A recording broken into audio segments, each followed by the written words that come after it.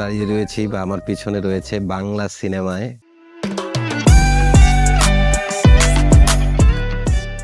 বাচ্চাদের বিনোদনেরও কিছু ব্যবস্থা রয়েছে দেখছি। ইনডোর যে শুটিংগুলো করা হতো সেই ইনডোর শুটিংয়ের একটি সেট। বেহুলার বাসর ঘরটি দেখে আমার চোখ ছানা বড়া হয়ে গেল।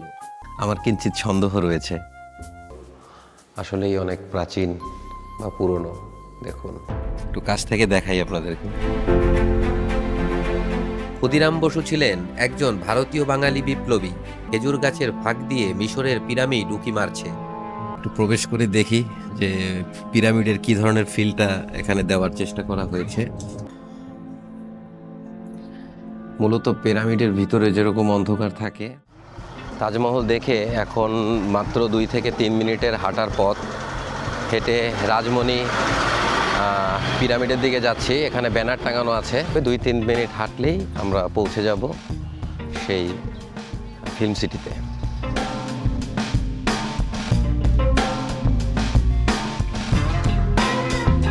এই মুহূর্তে রাজমণি ফিল্ম সিটি একেবারে সামনে রয়েছি, প্রবেশ করব।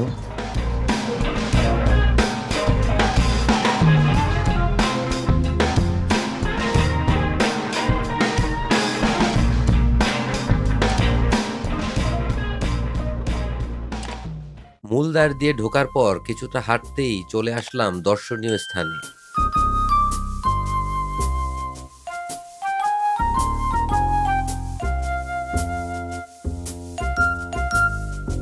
প্রথমে ঢুকতেই চোখে পড়ল 90 দশকে বাংলা সিনেমার ব্যবহৃত জিপ গাড়ি। আমি এখন দাঁড়িয়ে রয়েছি বা আমার পিছনে রয়েছে বাংলা সিনেমায় যে জিপ গাড়িগুলো দেখানো হতো, ভিলেনরা মূলত যে জিপ গাড়িগুলো ইউজ করতো সেগুলো। আসলেই ভালো লাগছে। বাংলা সিনেমায় প্রায়শই দেখতাম এই গাড়িগুলোকে। প্রচুর ব্যবহৃত এই গাড়িগুলো এখন শুধুই বাংলা মুভির ইতিহাস হিসেবে পড়ে আছে। এই রাজমণি ফিল্ম সিটিতে রয়েছে অসংখ্য এই ধরনের মূর্তি। এই জায়গায় বাচ্চাদের বিনোদনেরও কিছু ব্যবস্থা রয়েছে দেখছি।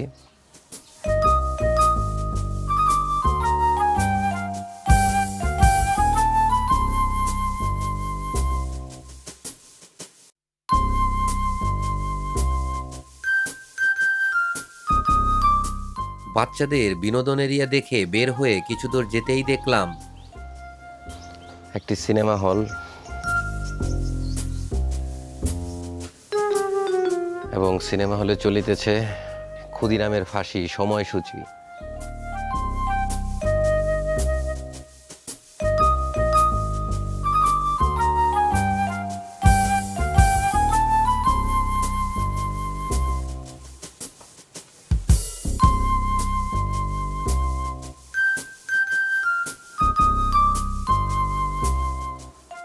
এটি মূলত বাংলা ছবির ইনডোর যে শুটিংগুলো করা হতো সেই ইনডোর শুটিংয়ের একটি সেট।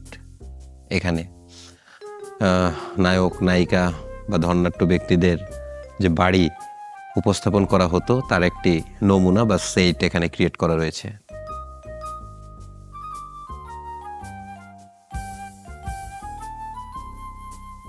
বিশেষ করে 90 দশকের বাংলা ছবিতে এ ধরনের সেটে বেশি দৃশ্য ধারণ করা হতো। এফডিসিতেও রয়েছে, এটার আদলেই এখানে নির্মাণ করা মূলত। দেখি সামনে আর কি কি জিনিস রয়েছে।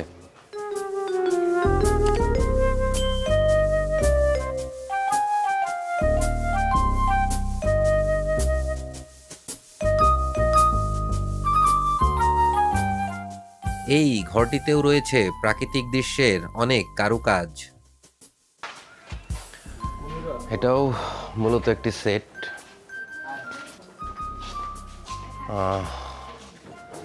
বেহুলার বাসর ঘর এখানে বানানো রয়েছে।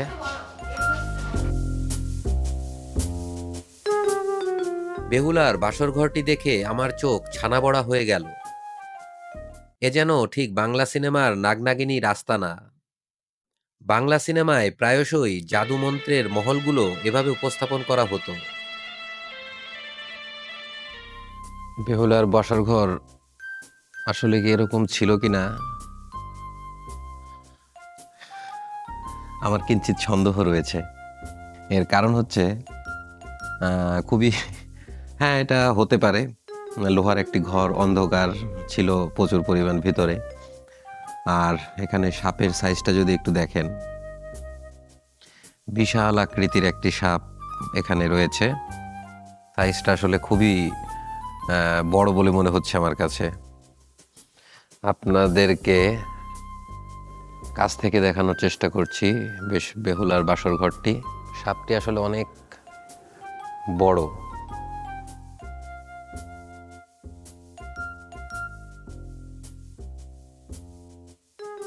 বাসরঘর থেকে বের হয়ে ভেবেছিলাম উপরেও কিছু রয়েছে, কিন্তু না। উপরে ওঠা নিষেধ। আহ, এখানেও সামনে কিছু সেই মুভিতে ইউজ করা পুরনো গাড়ি, জিপ গাড়িগুলো দেখতে পাচ্ছি। দেখুন,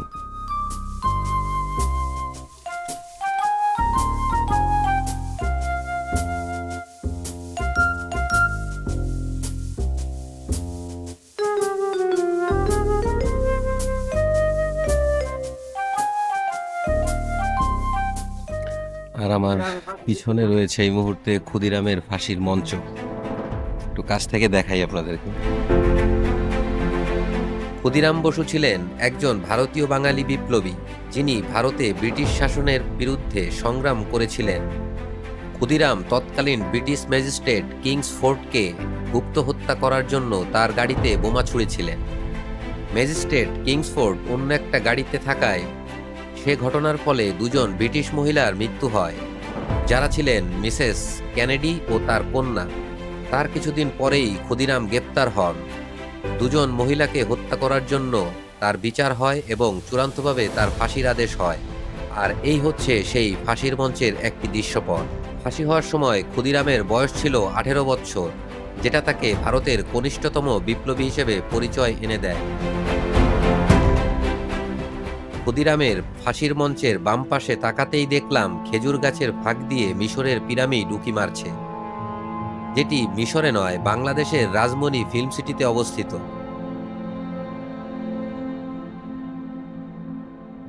যেখানে লেখা রয়েছে, এখানে মিশরের পিরামিডের অনুকরণে রাজারানীদের মৃতদেহ, মমি, অলংকার ও পোশাক রাখা হয়েছে।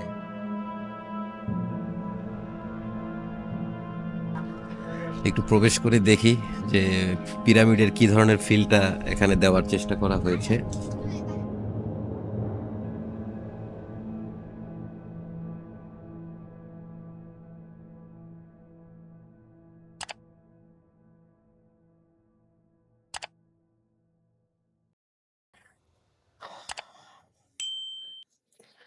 মূলত পিরামিডের ভিতরে যেরকম অন্ধকার থাকে, ওরকম অন্ধকার এখানে একটি মমি দেখতে পাচ্ছি।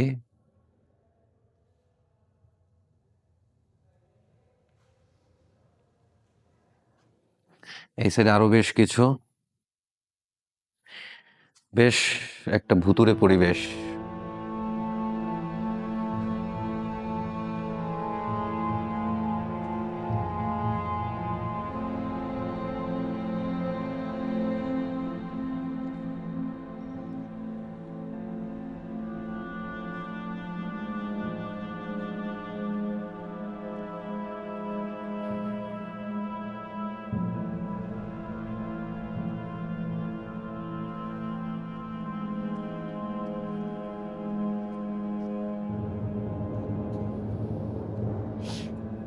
রাজা বাদশাদের পোশাক। তো মূলত আমার পিছনে এখন রাজা বাদশাদের পোশাক রয়েছে, কিন্তু এই যে পোশাকগুলো রেখেছে, পোশাকের সেকশনটা আলাদা করে যদি তারা একটু আলোর ব্যবস্থা করতো, তাহলে পোশাকগুলো অ্যাটলিস্ট দেখা যেত। পোশাকগুলোর জন্য আলাদা সেকশন করা যেতে পারতো। এখানে এই পিরামিডের ভিতরে পোশাক রাজা বাদশাদের রাখার কোনো যৌক্তিকতা নেই। এখানে আসলে বোঝা যাচ্ছে না ঠিক মতো পোশাকের কারুকাজগুলো। এদিকটায় সামনে আবার কিছু অলংকার রয়েছে রাজা বাদশাদের।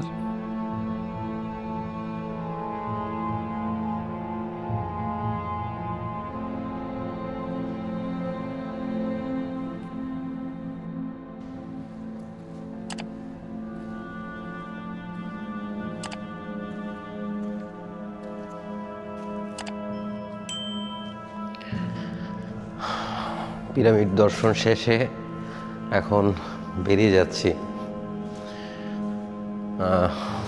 ভালোই দেখানোর চেষ্টা করা হয়েছে দর্শনার্থীদেরকে, যে যেভাবে নিচ্ছে।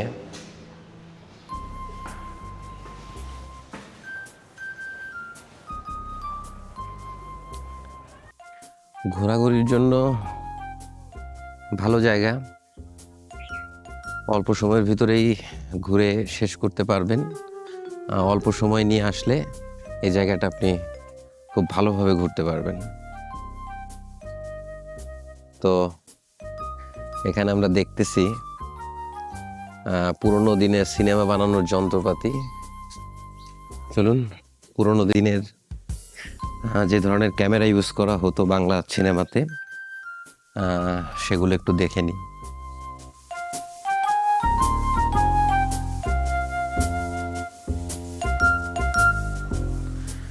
আসলে কোনটা যে কি জিনিস সেটা যারা ফিল্মের সাথে জড়িত তারা হয়তো চিনবে, আমরা আসলে কিছুই চিনতে পারছি না।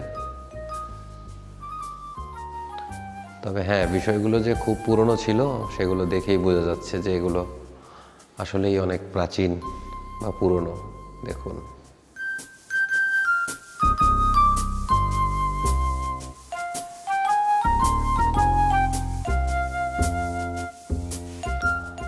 এইগুলো হচ্ছে প্রজেক্টর।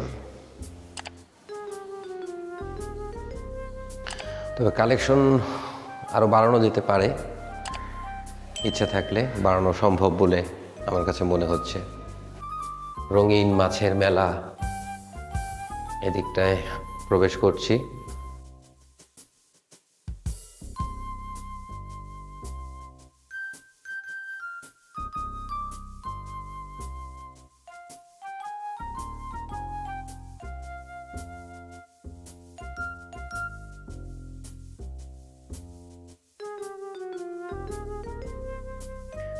বের হয়ে যাচ্ছি।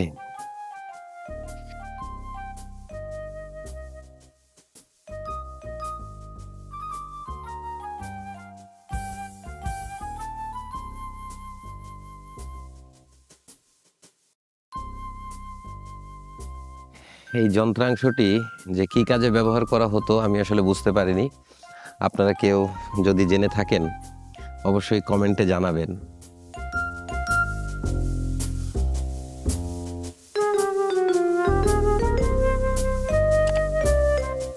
রাজমণি ফিল্ম সিটি পরিদর্শন শেষে এখন বেরিয়ে যাচ্ছি। আর সবাই ভালো থাকবেন, সুস্থ থাকবেন। দেখা হবে নতুন কোনো ব্লগে। আজকে এখানেই বিদায় নিচ্ছি।